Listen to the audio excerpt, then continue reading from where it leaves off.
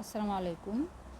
আজকে আমরা কথা বলবো থাইরয়েড বিশেষজ্ঞ ডক্টর এম.এস. আলম প্রিন্সের সঙ্গে থাইরয়েডের নানা বিষয় নিয়ে আজকে আপনাদেরকে জানাবেন। শুনতে থাকুন। আচ্ছা, থাইরয়েড রোগের প্রাথমিক লক্ষণ কি? কাদের বেশি থাইরয়েড হওয়ার ঝুঁকি থাকে? থাইরয়েড রোগ মেয়েদের বেশি হয়, প্রথম কথা। যদি 8 জন মেয়ের হয় তাহলে একজন ছেলে থাইরয়েড রোগ হয়, ফলে রেশিওটা হচ্ছে 8:1। এটার সাথে মেয়েরা যেহেতু প্রেগনেন্ট হয়, মেয়েরা যেহেতু ওদের হরমোনাল ইনফ্লুয়েন্সটা অনেক বেশি ওদের বডিতে, যার কারণে মেয়েরা অনেক বেশি অবিজ হয়, ওদের চর্বির মাত্রা বেশি থাকে, ফলে এসব কারণে মেয়েদের হরমোনের রোগ এমনিতেই বেশি হয়।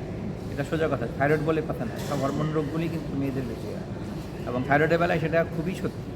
এটা প্রথম কথা। নাম্বার 2 হচ্ছে থাইরয়েডের সাথে নিউট্রিশনের ব্যাপার আছে। একটা খাওয়া দাওয়া, বিশেষ করে আয়োডিনের ঘাটতি হলে বা আয়োডিন বেশি হলে, এর মনে রাখবে যে আয়োডিনের ঘাটতি শুধু না, ঘাটতি এবং বেশি দুটোটাই খারাপ। আয়োডিন যদি ঘাটতি হয় তাহলেও থাইরয়েড রোগ হবে, বেশি হলেও অতিরিক্ত হলেও থাইরয়েড রোগ হবে। কারণ আয়োডিন কিন্তু একটা শাকের করাতের মতো, এটা বেশি হলেও ক্ষতি, কম হলেও ক্ষতি, দুদিকেই ক্ষতি। ফলে আমাদেরকে অ্যাডিকুয়েট অ্যামাউন্টটা খেতে হবে। এবং আমাদের দেশে যেটা সবচেয়ে খারাপ জিনিস হয়, যে গলা ফোলা হলেই আমরা গলা ডাক্তারের কাছে চলে যাই। এটা আসলে গলার রোগ না, এটা এন্ডোক্রাইন, এটা একটা অন্তঃকরা গ্রন্থি। এটার জন্য থাইরয়েড বিশেষজ্ঞই আছে বাংলাদেশে। এখন আমাদের দেশে একটা বড় রকমের একটা দুর্ভাগ্য যে গলায় আছে বলে থাইরয়েড কিছু হলেই থাইরয়েড ফুলে যায়, থাইরয়েডের নডুলারিটি হয়, ওরা চলে যায় নাক কান গলা ডাক্তারের কাছে। এটা একেবারে একটা ভুল ডিসিশন। কারণ নাক কান গলা ডাক্তার থেকে আমি কোনো নাই, আমার কোনো অভিযোগ নাই। ওরা আসলে সব কিছু জানে না থাইরয়েড সম্বন্ধে। ওরা কিছু না পারলেই বলে এটা কেটে ফেলে দেন। হ্যাঁ, ওদের কাছে শুধু একটা উত্তর, ফেলে দেন। নডিউল আছে, টিউমার আছে, ছোটো টিউমার, এগুলি কিন্তু অপারেশন ছাড়াই ভালো করা যায়। পৃথিবীতে এখন অনেক নতুন নতুন টেকনিক চলে আসছে, ফলে এইসব রোগীদের জন্য অপারেশন করা অপরিহার্য না। এটা বোঝাতে আমরা পারছি না, কারণ ইন্ডিয়ান ডাক্তাররা জানে না। কারণ থাইরয়েড রোগ হচ্ছে অনেক রকমের। থাইরয়েড রোগের আসলে কোনো আমি লিস্ট বললে লম্বা লিস্ট হবে। ফলে এক একটা বয়সে এক এক ধরনের রোগ, এক একটা সিচুয়েশন, যেমন প্রেগনেন্সিতে এক ধরনের রোগ হয়, পুরুষদের এক ধরনের রোগ হয়, মহিলাদের এক ধরনের রোগ হয়, ইনফেকশন থেকে এক ধরনের রোগ হয়, রোগের মাত্রা, রোগের প্রকৃতি সবগুলি ভ্যারাইটিস। ফলে একজন নারীর থাইরয়েড প্রবলেম হলে তার কনসিভ করতে সমস্যা হয়, সেক্ষেত্রে করণীয়? খুব ভালো কোয়েশ্চেন। আসলে সত্যি কথা, থাইরয়েড রোগীদের বেলায় যেটা হয় যে এইসব নারীদের যাদের থাইরয়েড রোগ আছে, বিশেষ করে হাইপো বা হাইপার থাইরয়েডিজম বা হাসিমতো থাইরয়েডাইটিস, এইসব রোগীদের দেখা যায় যে তাদের বাচ্চা হতে কষ্ট হয় বা বাচ্চা হতে সমস্যা হয়। এদের কাজ হচ্ছে যে প্রথমেই রোগটাকে খুব আর্লি বয়সে বা আর্লি ডায়াগনোসিস দেওয়া। যদি এই চিকিৎসাটা আর্লি শুরু করা যায়, তাহলে ওই লং টার্ম এফেক্টটা হয় না। তো তাদের জন্য বাচ্চা হওয়াটা বা বাচ্চার ইনফার্টিলিটি দূর করাটা খুব সহজ। অনেক দিন ধরে, লম্বা সময় ধরে সে হাইপোথাইরয়েড থাকে, মাইপার থাকে, তখন কিন্তু আসলেই একটু ডিফিকাল্ট হয়ে যায় তাকে ইনফার্টিলিটি ম্যানেজ করার জন্য। আমার দায়িত্ব, আমার কথা হবে যে আপনারা যদি বুঝতে পারেন যে আপনার থাইরয়েডের রোগ হয়েছে, you go to a thyroid specialist, গিয়ে আপনি আপনার থাইরয়েডের চিকিৎসাটা অপটিমাম চিকিৎসা নেন। আর থাইরয়েড চিকিৎসা মনে রাখবেন, এটা কিন্তু মাল্টি ডাইমেনশনাল চিকিৎসা, শুধু ওষুধ না। ওষুধ, লাইফস্টাইল, খাওয়া, বাছা, পুরো প্যাকেজটা আপনাকে ফলো করুন। শুধু আপনি ওষুধ খেলেই হবে না, আপনাকে পুরো প্যাকেজটাকেই ফলো করতে হবে, বা আপনাকে নিয়মিত ফলো আপে আসতে হবে। আপনি একদিন চিকিৎসা নিয়ে হারায় গেলেন তা হবে না, আপনাকে নিয়মিত ফলো আপ করতে হবে অ্যাকর্ডিং টু ডক্টরস অ্যাডভাইস, 4 মাস, 6 মাস, 2 মাস, যার যেরকম লাগে। এবং এটা মনে রাখবেন যে থাইরয়েড রোগী কিন্তু যে কোনো মুহূর্তে, যে কোনো স্ট্রেস কন্ডিশনে ও রোগটা কিন্তু খারাপ হয়ে যেতে পারে।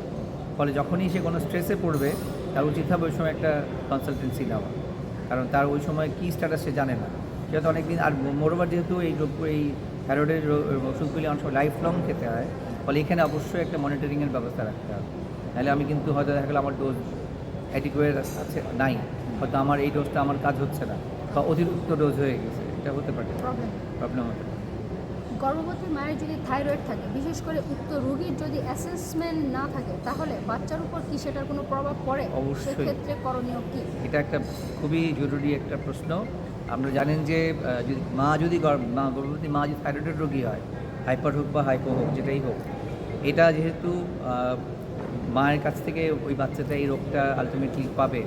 ফলে যদি হাইপোথাইরয়েড বাচ্চা হয়, দেখা যায় যে আমরা বলি কনজেনিটাল হাইপোথাইরয়েডিজম। এটা একটা খুবই মারাত্মক রোগ। এটা কনজেনিটাল, মানে জন্মগত থেকেই বাচ্চাটা হাইপোথাইরয়েডের জন্ম হয়। যদি 1 বছরের মধ্যে ডায়াগনোসিস না হয়, তাহলে কিন্তু ওই বাচ্চা কিন্তু পার্মানেন্ট হাইপো হয়ে যাবে এবং তার ব্রেন ডেভেলপমেন্ট হবে না। মনে রাখবেন থাইরয়েডের হরমোনটা বাচ্চার ব্রেন ডেভেলপ করায়, বা যদি কোনো কারণে তার ডেফিসিয়েন্সি থাকে থাইরয়েড হরমোন, তাহলে কিন্তু ওই বাচ্চার ব্রেন ডেভেলপ হবে না।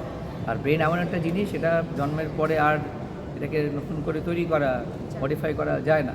ফলে এই জন্য আমরা যদি মায়ের ট্রিটমেন্টটা করি গর্ভাবস্থায়, তাহলে কিন্তু বাচ্চা সুস্থ হবে এবং বাচ্চা এই মাকে তখন 2 মাস পর 1.5 মাস পর মনিটর করতে হবে তার স্ট্যাটাস কেমন।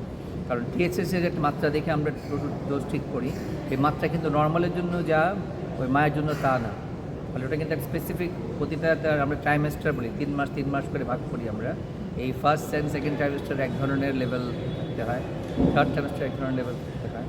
এবং এই যদি এটা কোনো মতো বেড়ে যায় বা কমে যায় বেশি, তাহলে কিন্তু বাচ্চার উপরে এফেক্ট। আর মোরওভার, যেহেতু বাচ্চাটা হওয়ার পর থেকে দুধ খাওয়াতে হবে, ফলে এখানে একটা ব্যাপার আছে, যারা ব্রেস্ট ফিডিং করবেন তাদের জন্য যদি হাইপারথাইরয়েড ওষুধ খায়, ওটা কিন্তু বন্ধ করে দিতে হবে।